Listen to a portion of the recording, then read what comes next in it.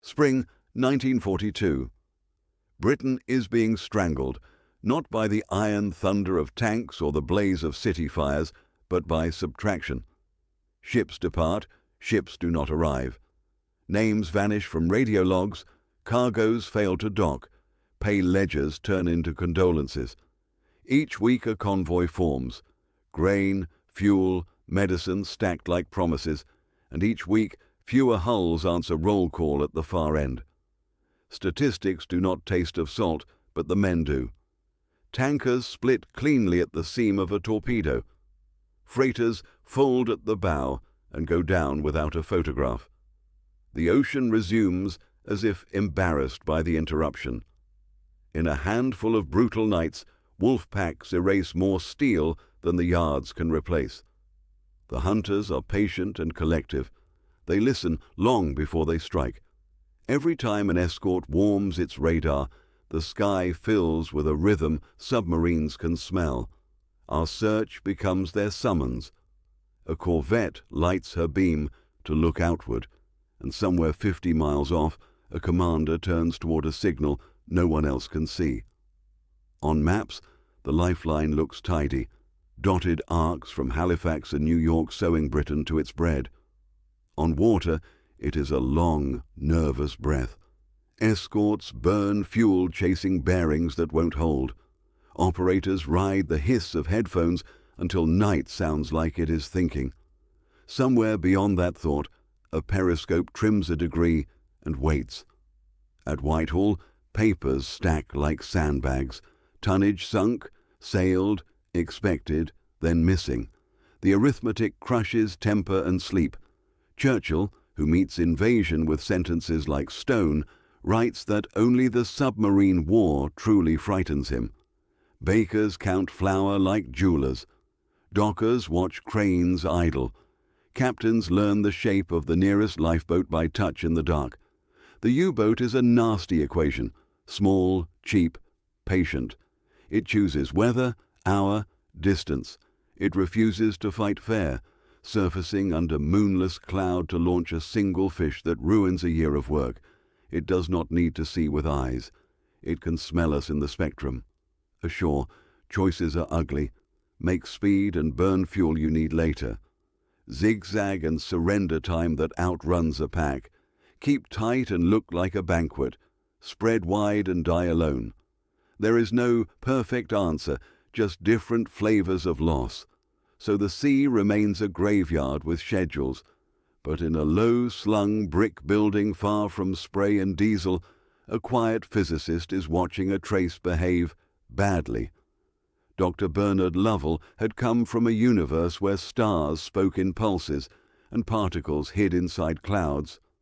A physicist by training, a radio astronomer by ambition, he had not volunteered for naval service or tactical doctrine. He had been studying cosmic rays before the war pulled him sideways into radar experiments at the Telecommunications Research Establishment in Malvern. One cold afternoon in late January, Lovell and his team were testing microwave reflections near the Dorset coast. A destroyer passed close by, a routine calibration, but the return signal on their scope refused to stabilize. At one moment, it flickered between values. At another, it split. It was as if the destroyer had duplicated itself for a second, then vanished. Lovell stared, adjusted, recalibrated. The same thing happened again. He moved the angle, changed the pulse width, timed the returns more carefully. What he found defied the neat cause and effect logic the Royal Navy preferred. A radar pulse that should have returned cleanly echoed back distorted, scrambled, but in a precise way, as if the sea had learned to lie. He ran simulations. He added randomness to the pulse timing, what radar men called PRF, the pulse repetition frequency, and saw even stranger things. The range detection lost integrity. Bearings became erratic. Echoes multiplied or collapsed. He turned the scope off, sat with a pencil and pad, and began sketching curves. Then came the question that shaped everything. If this could deceive our receivers, Could it confuse theirs? The Germans were not just hunting by sight or sonar. Their U-boats carried receivers that picked up Allied radar transmissions, devices like the Metox box or the later Naxos, which sniffed for British signals long before the ships could detect them back. That meant every time an escort switched on its radar, it became a lighthouse for the enemy. Lovell proposed a counterintuitive solution. Instead of silencing the radar, corrupt it. Feed it random PRF variations. Inject interference. Build false echoes, phantoms, that would reflect misleading bearings and ranges. A ghost fleet made of static and timing shifts. The idea was absurd on its face. Radar was for seeing clearly. What Lovell proposed was to make the enemy's vision lie. His first attempt to explain it at Admiralty House ended in polite dismissal. The men in that room had salt in their bones and brass on their shoulders. They talked about destroyers, depth charges, code books, and convoys. They did not talk about wave harmonics or electronic camouflage. One rear admiral blinked at the blackboard full of equations and said, "We're fighting torpedoes, not algebra." Only one person stayed behind after the meeting, Lieutenant Commander Alice Harcourt, a staff officer with the Escort Command. She had heard just enough crackpot ideas in her career to recognize the rhythm of something that might work. "You're not jamming their radar?" she asked. "No," Lovell replied. "I'm letting them see what isn't there." In March 1942, a single trawler was selected for trial. It carried a mock German radar receiver and cruised off the Devon coast. 10 miles away, a British corvette, HMS Torrens, had been fitted with Lovell's experimental pulse modulator, a shoebox-sized device hooked into its radar set. Lovell stood beside the operator in the trawler, headphones pressed to his ears. For 30 minutes, there was nothing. The horizon sat blank and grey. Then suddenly, a blip, another. 2 distinct signals. One held steady, one drifted closer, then dissolved.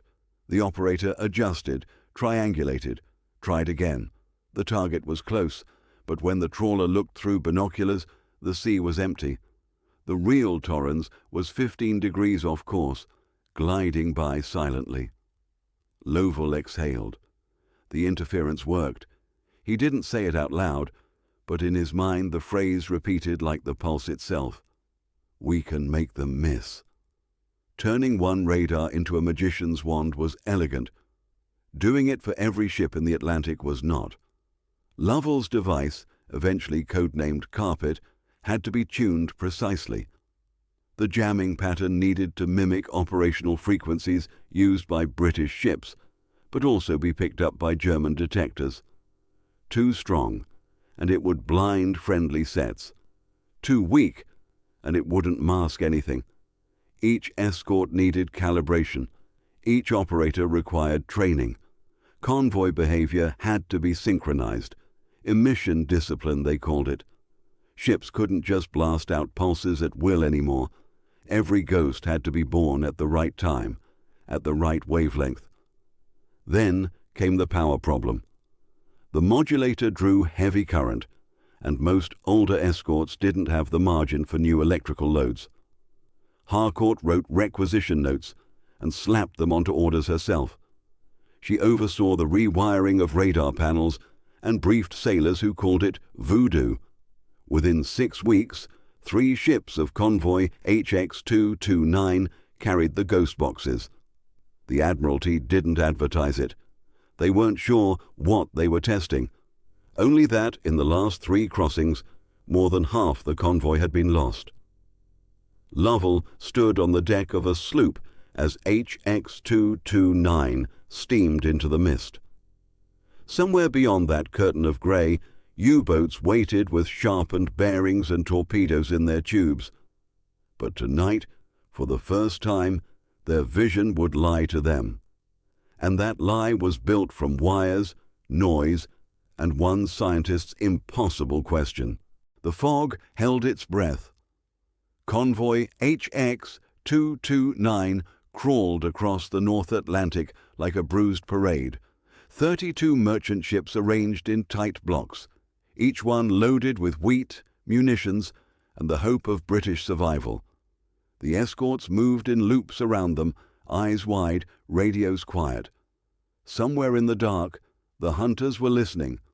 Lieutenant Commander Alice Harcourt stood on the bridge of HMS Leith, her boots wet with salt and steel sweat. The sea was too calm. No whitecaps, no wind. Just that deceptive hush the Atlantic gave before deciding what it wanted to take. To starboard, the new modulator hummed faintly under its insulated housing.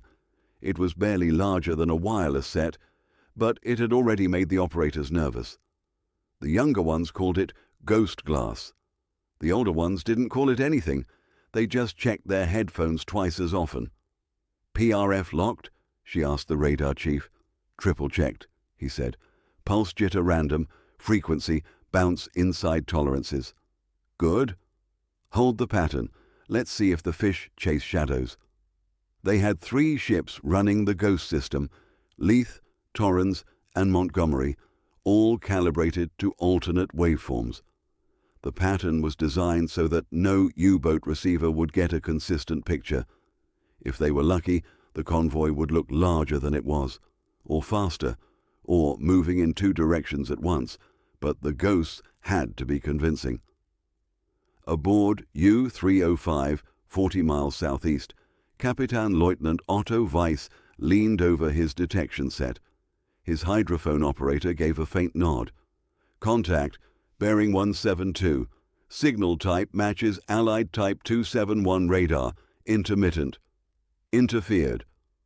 Weiss narrowed his eyes. "Interfered how?" "Phantom returns, distorted ranges, signal splits mid-trace." Weiss stared at the chalkboard where his officer of the watch was sketching estimated convoy shape. 2 dots had turned into 6. 1 echo had curved back on itself. He tapped the tube. "Their radar's faulty?" "No, sir. It's broadcasting clean, but something's happening in the echo." Weiss said nothing for a moment. "Plot intercept anyway." The U-boat turned like a cat, circling under floorboards. It surfaced just long enough to confirm the bearing and ducked back under before air patrols could find her. 2 other submarines in the pack followed suit. By the time they reached firing position, HX-229's radar ghosts had done their work.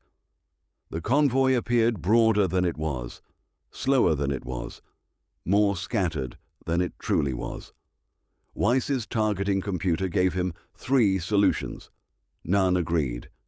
He trusted the one with the cleanest bearing, flooded the tubes, and gave the order to fire. 4 torpedoes slipped into the water like handwriting.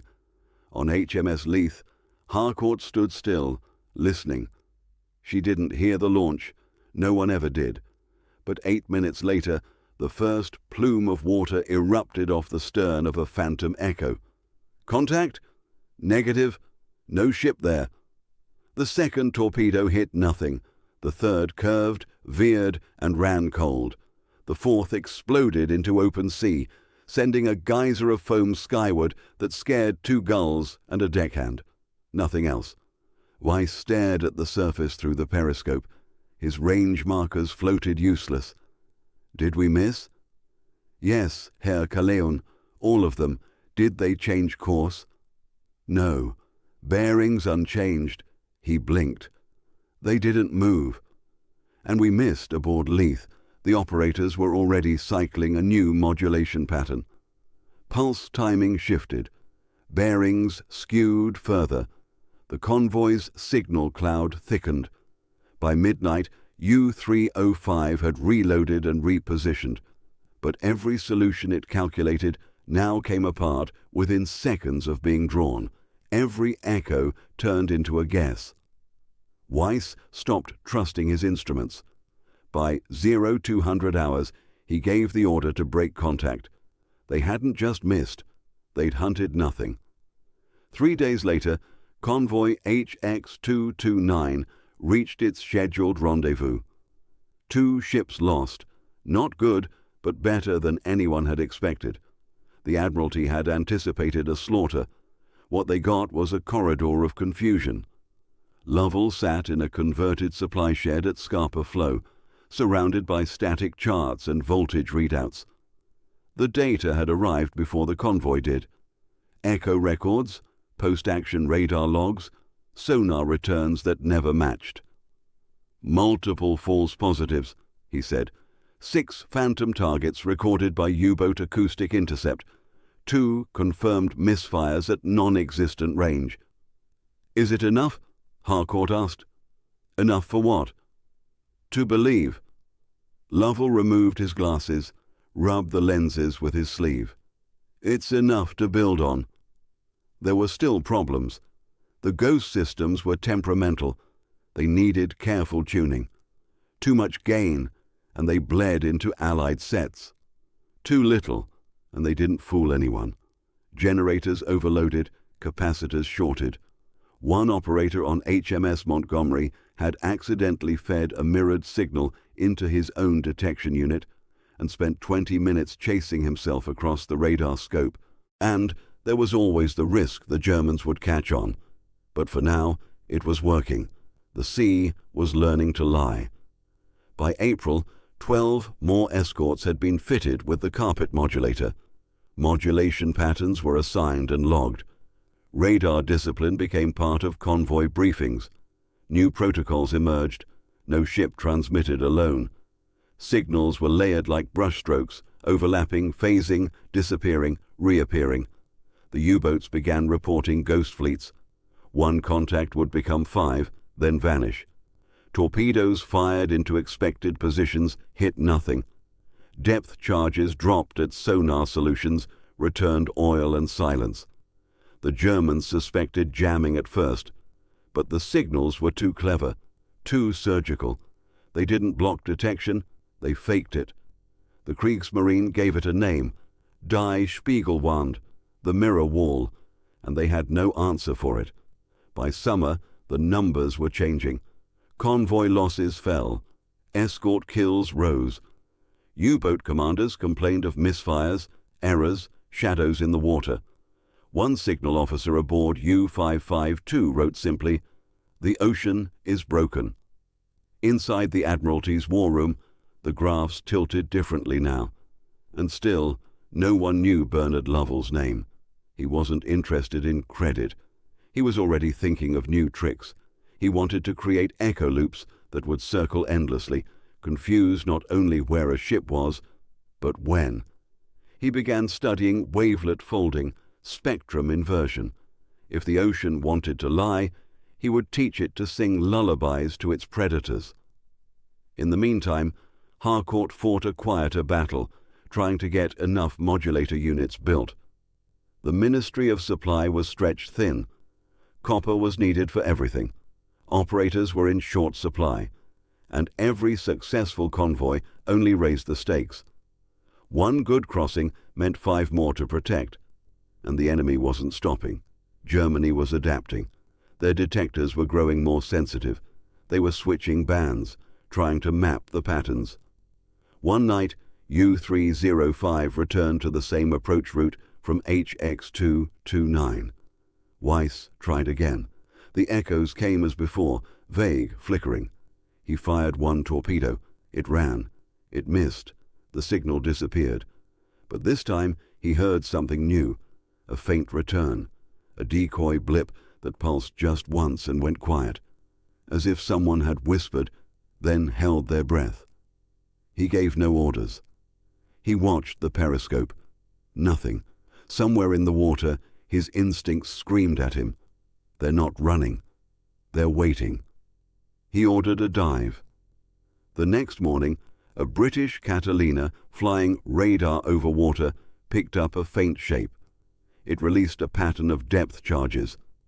U-305 never came back up. Back in London, a clerk wrote the name into a ledger. Another small proof. Another ghost doing its work. And across the Admiralty the phrase began to appear in typewritten memos. the sea of mirrors. They didn't know who coined it, but it stayed. It meant something had changed.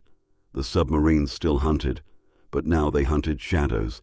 The Bay of Biscay lay wide and grey beneath the December sky, a hunting ground turned battleground.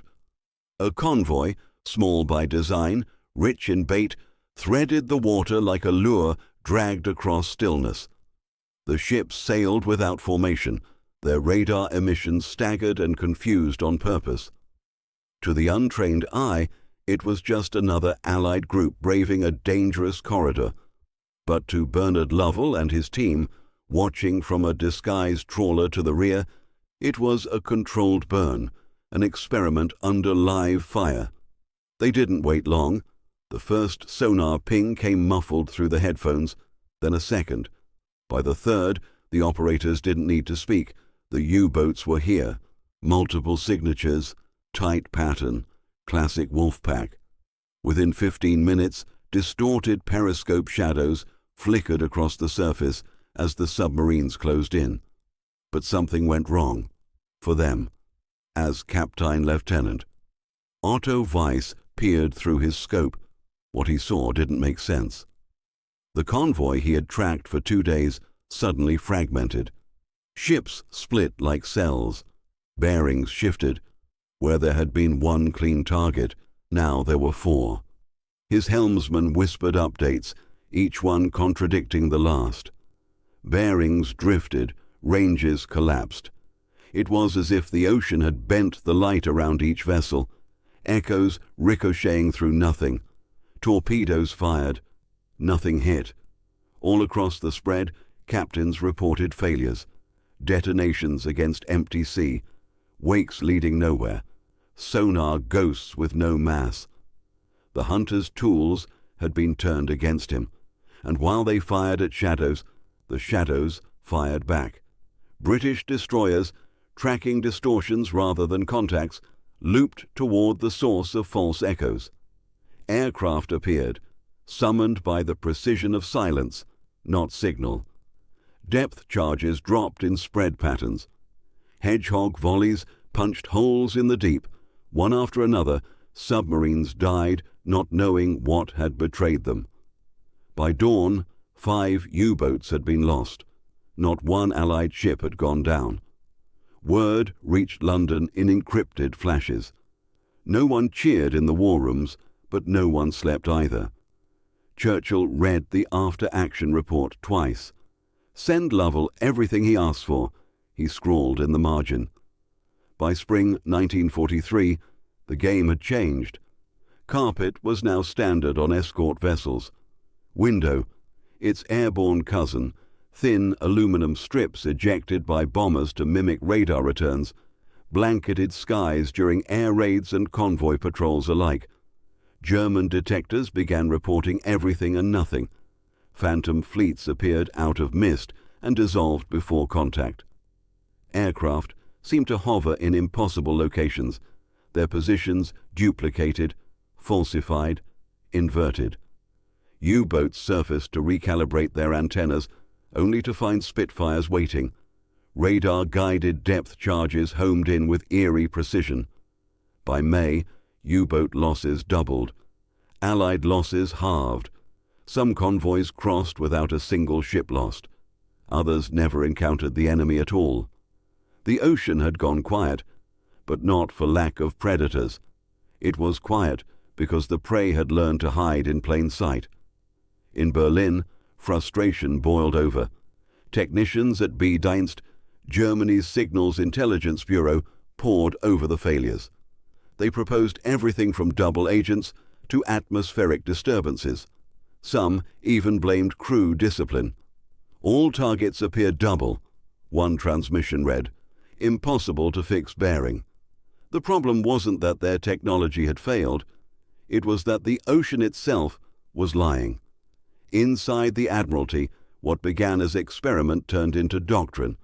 Lovell's calculations were translated into laminated SOP cards handed to every radar operator. Training manuals were updated. Shipbuilders began integrating carpet systems during construction.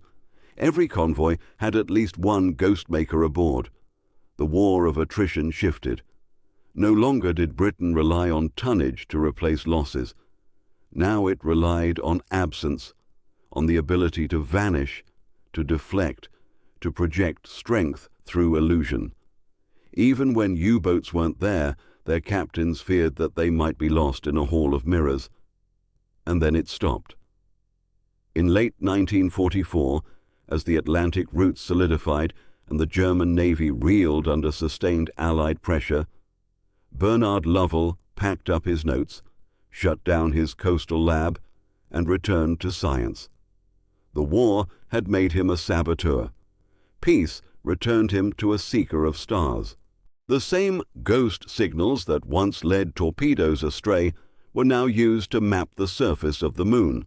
What began as deception became discovery. Lovell went on to found the Jodrell Bank Observatory, one of the great pillars of post-war astronomy. But he never forgot the nights when numbers meant lives. He never fired a weapon. He never stood on a bridge. But every sailor who crossed safely in 1943 knew the truth. The torpedoes had missed because the ocean had been rewritten. If this story moved you, share it forward. Hit like, leave a comment. Let others know how silence and science can save more lives than steel ever could. Subscribe for more stories that reveal the forgotten victories, the hidden heroes, and the impossible tricks that changed the world. The Atlantic is calm now, but it remembers everything.